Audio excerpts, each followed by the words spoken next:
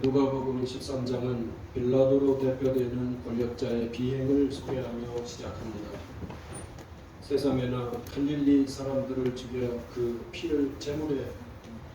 그들의 제물에 섞었다니 그의 발행은 모두를 전율하게 만들었습니다. 또한 실로암 망대가 무너진 일도 소개합니다. 이는 18사람이 죽은 참사였습니다. 사람들은 그들의 죄 때문이 아닌가 했지만 예수님은 만일 회개하지 않으면 그들처럼 망하리라고 말씀하십니다. 사실 갈릴리 사람들보다는 빌라도의 무도한 죄를 주님은 더 생각하셨을 것입니다. 결국 누구든 안심하지 말라는 말씀입니다. 이처럼 만행과 참사를 소개한 후 누가복음은 예수님의 오늘 비유를 소개합니다. 이 내용은 이곳 누가복음에서만 볼 수 있는 비유입니다. 어떤 농부가 포도원에 무화과나무 한 그루를 심었다는 것입니다. 열릴 때가 되어서 찾아보니 열린 게 없었습니다. 그래서 뭐라고 말합니까? 포도원 지기에게 이르되 내가 3년을 봐서 이 무화과 나무에서 열매를 구하되 얻지 못하니 찍어버리라. 어찌 땅만 버리겠느냐. 포도원 지기는 금년만 두고 보자고 의견을 말합니다. 주인이여 금년에도 그대로 두소서. 내가 두루 파고 거름을 줄이니 이후에 만일 열매가 열면 좋거니와 그렇지 않으면 찍어버리소서. 나중에 나무는 찍어도 된다는 말이었습니다. 예수님은 포도원 지기를 통해 주님의 마음을 전하고 계십니다. 우리로 하여금 안심하라는 말씀입니다. 앞서 내용을 통해 안심하지 말라고 하신 예수님은 이제 이 비유를 통해 우리에게 안심하도록 당부하십니다. 예수님은 이렇게 두 가지를 한 가지로 말씀하십니다. 오늘 우리는 특별히 안심하라는 이 말씀을 주목합니다. 첫째, 이 말씀은 누가 들어야 할까요? 이 비유 말씀은 스스로 열매가 없는 삶을 살아간다고 생각하는 이들이 듣습니다. 다른 이들은 이웃 포도나무들은 어쩌면 저렇게 잘 되고 잘 열릴까? 이런 이들에게 오늘 예수님의 말씀은 그야말로 소구력이 있습니다. 남은 잘 사는 것 같고 잘 되는 것 같고 무엇 하나 걱정이 없는 것 같지만 나만 뒤처지고 하는 일마다 무엇 하나 되는 게 없으니 이렇게 중얼거리면서 끝없이 무너지는 이들은 포도원에 홀로 심겨진 열매 없는 무화과 나무에 공감할 것이기 때문입니다. 욥의 이야기는 바로 내 이야기가 되겠구나 하는 이들이 우리 사람들이 살아가는 자리를 살펴보면 의외로 많습니다. 욥기 7장 20절 21절 사람을 감찰하시는 이여 내가 범죄하였던들 주께 무슨 해가 되리이까 어찌하여 나를 당신이 관역으로 삼으셔서 내게 무거운 짐이 되게 하셨나이까 주께서 어찌하여 내 허물을 사하여 주지 아니하시며 내 죄악을 제거하여 버리지 아니하시나이까 내가 이제 흙에 누구리니 주께서 나를 애써 찾으실지라도 내가 남아있지 아니하겠나이다. 이 욥의 탄식을 마치 내 탄식인 것처럼 살아가는 이들이 많다 그 말입니다. 이런 이들이 마치 열매 없는 무화과 나무 찍어내버리라는 질책을 듣는 오늘의 무화과 나무 마음을 그런 마음으로 그 이야기를 향해 마음을 열 것이라는 뜻입니다. 그런데 이렇게 생각하는 이들은 또 이렇게도 생각할 것입니다. 저 사람들은 잘 되는 이들인데 실상 저들은 선하지도 않으면서도 저렇게 잘 될 수 있을까? 이렇게 생각할 가능성도 있습니다. 우리는 시편에서 이런 사람들의 마음을 살필 수 있습니다. 시편 73편 2절 이하 나는 거의 넘어질 뻔하였고 나의 걸음이 미끄러질 뻔하였으니 이는 내가 악인의 형통함을 보고 오만한 자를 질투하였음이로다. 그들은 죽을 때에도 고통이 없고 악인이라도 항상 평안하고 재물은 더욱 불어나도다. 내가 내 마음을 깨끗하게 하며 내 손을 씻어 무죄하다 한 것이 실로 헛되도다 라고 노래합니다. 이런 마음으로 이웃을 바라봅니다. 저렇게 어찌 오만하고 악한 이들의 포도원은 풍성하며 저들의 우리에는 가축이 부득할까 이렇게 탄식하기 십상입니다. 이런 이들에게 오늘의 말씀은 가슴을 찌르는 비유가 될 것입니다. 둘째, 언제 들어야 할까요? 그렇습니다. 오늘 주님의 비유는 연초에 들어야 합니다. 이 말씀을 3월에 들어도 안 될 것이며 5월에 들은들 무슨 잘못이 되겠습니까마는 적어도 예수님의 오늘 비유는 연초에 읽고 묵상하고 들어야 합니다. 왜냐하면 주인이 금년에는 참는다고 하기 때문입니다. 해가 저물어가는 추수 때에는 너무 늦게 마련입니다. 기회를 선용하라는 말씀인 까닭에 우리는 한 해가 시작하는 연초에 이 말씀을 귀 기울여 들어야 합니다. 끝, 즉 시간의 종말을 의식하는 사람이 듣는 주님의 말씀입니다. 그래서 우리는 전도자의 말씀도 기억할 필요가 있습니다. 전도서 12장 1절 이하 너는 청년의 때에 너의 창조주를 기억하라. 곧 공고한 날이 이르기 전에 나는 아무 낙이 없다고 할 해들이 가깝기 전에 해와 빛과 달과 별들이 어둡기 전에 그리하라고 권면합니다. 성도 여러분, 바로 우리는 이렇게 이 말씀을 기억하면서 주님의 비유를 향하여 나아갑니다. 셋째, 무엇을 들어야 합니까? 자신에게 기회가 주어졌음을 들어야 합니다. 주인이여 금년에도 그대로 두소서 내가 두루 파고 걸음을 줄이니 라고 말하기 때문입니다. 이런 일은 언제든지 가능한 일은 아닙니다. 심판은 아무에게나 임하지만 은혜는 누구에게나 주어지지 않는다는 말씀입니다. 그래서 이사야 예언자는 무엇라고 말합니까? 너희는 여호와를 만날 만한 때에 찾으라. 가까이 계실 때에 그를 부르라고 권면합니다. 예수님은 둘을 하나인 것처럼 말씀하신다고 했는데 즉 심판도 은혜도 이 둘을 뒤섞어서 어정쩡하게 말씀하시지 않으신다는 뜻입니다. 심판도 말씀하시지만 은혜도 말씀하신다는 뜻입니다. 심판을 은혜처럼 하시지 않으시고 은혜를 심판처럼 하시지 않는다는 뜻입니다. 심판도 은혜도 알아차리도록 말씀하신다는 의미입니다. 다시 말한다면 주님은 기회를 주시지만 그 일의 주도권까지 넘겨주시지는 않는다는 말씀, 우리가 분명히 기억해야 합니다.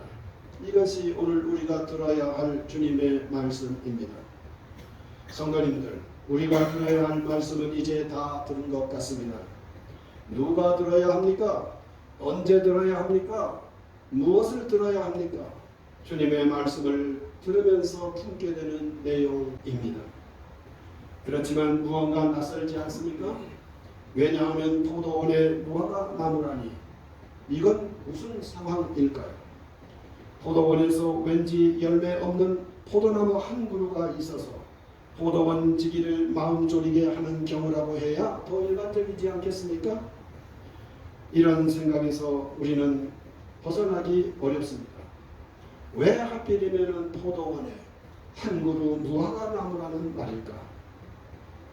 다시 생각해 보면 포도원에 즐거운 마음으로 감람나무도 몇 그루 심고 무화과 나무도 몇 그루 심고 그럴 수 있겠다 싶은 생각도 듭니다. 성도 여러분, 우리 교회에는 몇 종류의 유실수가 있음을 아시겠습니까? 주수종은 감나무입니다. 세 그루나 있으니 옆에 있는 교회처럼 이름을 짓는다면 우리 교동교회는 감나무 교회다 이렇게 말해도 될 것입니다. 이웃이 준 감나무는 종류가 좀 달라서 잘기도 하고 그렇기 때문에 강한 것도 같아서 그냥 20여 개가 달려있길래 그냥 둘 수 있었습니다. 추운 어느 날 아지 못하는 이웃 할머니께서 거기에 달린 감을 따려고 매달렸던 모양입니다. 제 막내가 들어오니까 이분이 깜짝 놀라면서 붙잡았던 감나무를 놓치게 되었고 급히 떨어진 감 하나를 쥐고 부서지셨어요. 감나무 가지를 잡고 있다가 툭 놓으시니까 이게 움직여가지고 농 익은 한 20개 정도의 감들이 후두둑 떨어졌다고 이야기했습니다. 제가 나가서 한두 개 주워서 먹으니 그 맛은 무슨 맛? 예? 감나무 맛? 감맛? 감맛인데요. 진짜 얼음이 박힌 그런 감이었습니다. 꿀맛이었습니다. 감맛이 아니라 꿀맛이었어요. 우리 교회는 이렇게 감나무만 있지 않습니다. 산수유도 있고요. 꽃사과도 있어서 이웃 사람들이 늘 노립니다. 그 열매를 따서 장 갈무리에 두면 거의 만병통치입니다. 이렇게 말씀을 하시면서 탐을 내시는데 따가세요. 따서 그렇게 하세요. 그래도 그렇게 얼른 용기를 내지 못하시더라고요. 자두나무도 두 그루나 있고 설구나무는 아주 명품입니다. 블랙베리도 있고요. 물론 두릅도 몇 그루나 있습니다. 우리 예수님은 이런 경우를 말씀하시는 걸까 생각하게 됩니다. 포도원에 있는 한 무화과 나무가 왜 주님은 신경 쓰이는 경우일까? 그 주인은 포도원에 여러 유실수를 우리처럼 심을 수도 있을 것이고, 그런데 하필이면 그 중에 무화과 나무가 말썽이라는 것입니다. 이 한 그루 무화과가 그렇게 걸릴 수가 없었던 모양입니다. 무화과 입장에서 생각해 보면 저 포도들은 참 연근한데 나는 왜 나 홀로 시간만 낭비하고 있을까? 도대체가 왜 나한테는 열매가 맺히지 않는 것인가? 시간은 또 왜 이렇게 잘 지나가고 있을까? 이렇게 아마 무화과는 생각했을 수 있고, 무화과 나무를 바라보는 이들도 그런 생각을 할 수 있을 것입니다. 따라서 주님은 그렇게 바라보고 그렇게 생각하는 이들에게 이 비유를 주시는 것일까? 저는 이런 생각을 하면서 이런저런 주석서들을 살펴볼 수 있었습니다.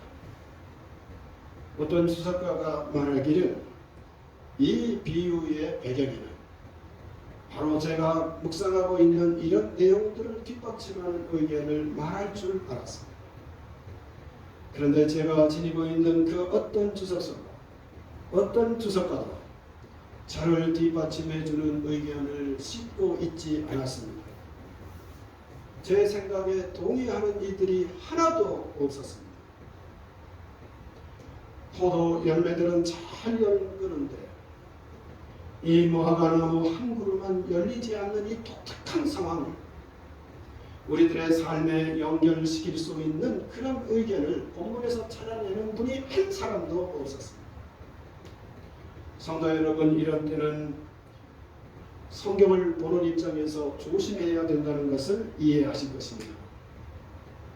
왜 제 생각에 동의하는 본문 풀이가 없을까 저도 깊이 헤아리면서 다시 살피게 되었습니다. 그리고 확인할 수 있는 게 있었으니 성경은 오히려 이렇게 말하는 것이었습니다. 시편 80편 8절, 주께서 한 포도나무를 애굽에서 가져다가 민족들을 쫓아내시고 그것을 심으셨나이다 라고 말씀합니다. 더욱더 유명한 것은 이사야서 5장 1절 이하입니다. 나는 내가 사랑하는 자를 위하여 노래하되 내가 사랑하는 자의 포도원을 노래하리라. 내가 사랑하는 자에게 포도원이 있으며 심히 기름진 사례로다 라고 노래합니다. 호세아서 9장 1절도 옛적에 내가 이스라엘을 만나기를 광야에서 포도를 만남같이 하였으며 너희 조상들을 보기를 무화과나무에서 처음 맺힌 첫 열매를 봄같이 하였거늘 이라고 말함으로써 무슨 뜻이 되겠습니까? 포도원도 좋은 의미로 쓰이고 무화과도 좋은 뜻으로 쓰인다는 사실을 여실히 확인할 수 있었다는 점입니다. 결국 오늘의 상황, 즉 포도원의 열매가 맺지 않는 한 그루 나무라는 이 상황은 제가 염려했던 것처럼, 제가 생각했던 것처럼 남들은 다 잘 되는데 나만 안 되고 있구나 라고 하는 상황이 아니라 포도원도 좋은 것이고 무화과 한 그루가 심겨진 것도 좋은 것을 상징한다는, 구약성경에서는 포도원이나 무화과 나무나 이것들이 부정적으로 쓰여지는 경우가 없다는 것을 여실히 확인함으로써 오늘 이 상황은 이 비유의 맥락은 좋음의 좋음이라는 상황을 주님께서 염두에 두면서 말문을 여셨다는 사실을 확인하기에 이르렀습니다. 성도 여러분, 오늘의 비유는 물론 무화과 나무가 공교롭게도 얼른 열매를 맺지 못하는 상황이긴 하지만 이 비유는 일이 잘 안 되고 있는 상황이 아니라 오히려 정반대의 경우더라는 것을 확인할 수 있었습니다. 하나님의 은총이 갑절로 임하고 있는 경우라는 뜻입니다. 포도원도 좋음을 뜻하고 거기에 심긴 무화과 나무도 좋은 경우라는 뜻입니다. 다시 말해서 일이 잘 안 풀리는 이들에게 온 기회가 아니라 1년을 참겠다는 이 말이 그런 기회가 아니라 오히려 특별한 기회를 누리는 이들에게 다시 기회를 주신다는 말씀이더라는 뜻입니다. 그렇게 보니 인생 그 자체가 기적이더라는 말씀이 저를 하고 들었습니다. 내가 이웃과 비교해서 좀 부족한 구석이 있더라도 내가 이렇게 생존하고 있다는 그것이 실상은 크나큰 복인데 나에게 또 1년을 참아 주신다니 이 얼마나 놀라운 은총이냐는 말씀이더라는 점입니다. 무화과 나무에게 땅을 파고 거름을 주는 농산지기까지 만날 수 있으니 이보다 큰 홍복, 큰 복이 어디 있겠냐는 감탄이 서린 예수님의 의중이 깊이 담긴 최고의 말씀이더라는 것입니다. 할렐루야. 성도님들, 출애굽한 이스라엘에게는 자유가 주어졌고 말씀이 주어졌고 그리고 끝내 무엇이 또 주어졌습니까? 그렇습니다. 성막입니다. 그 설계가 촘촘하게 주어졌고 이스라엘은 이 내용을 따라 신실하게 감당하였습니다. 그리고 그들에게는 무엇이 있었다고 합니까? 구름 기둥과 불 기둥이 있었다고 합니다. 그리고 그들은 하나같이 그 지시를 따라 움직일 수 있었다고 합니다. 하나님의 말씀입니다. 낮에는 여호와의 구름이 성막 위에 있고 밤에는 불이 그 구름 가운데 있음을 이스라엘 온 족속이 그 모든 행진하는 길에서 그들의 눈으로 보았더라. 성도 여러분, 우리가 가는 2025년 또한 그와 같음을 믿으시기 바랍니다. 이스라엘에게 주어진 자유 좋은 것입니다. 그들에게 주어진 말씀 역시 좋은 것입니다. 그리고 마침내 그들에게 주어진 성막은 결정적으로 좋은 것입니다. 그동안 하나님은 산꼭대기 그 정점에서 구별된 존재 모세와만 만나셨지만 이제부터는 이스라엘의 한복판 삶의 중심에서 이스라엘 회족을 만나신다는 회막이었기 때문입니다. 이제 하나님의 계시에 따라 움직여가는 광야 공동체가 되었다는 말씀, 출애굽기의 소중한 내용입니다. 아멘. 아멘 하시기를 바랍니다. 우리에게 2025년이 주어진 것은 좋은 일입니다. 그리고 선한 포도원지기이신 예수님께서 우리와 함께 계신다는 것은 더 좋은 일입니다.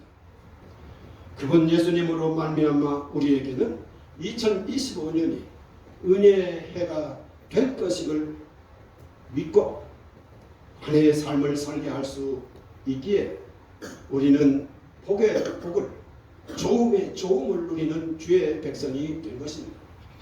이것을 기억하시기 바랍니다. 부디 어둡고 심란한 때이지만 포도원지기에 한 해만 참으소서 하는 내용을 기억하면서 복된 기회로 삼아 아름답게 살아가시는 2025년 한 해가 되시기를 주님의 이름으로 기원합니다. 성도 여러분, 이 뜻을 새기면서 오늘은 256장 찬송을 같이 부르고 싶습니다. 256장을 펼치시겠어요?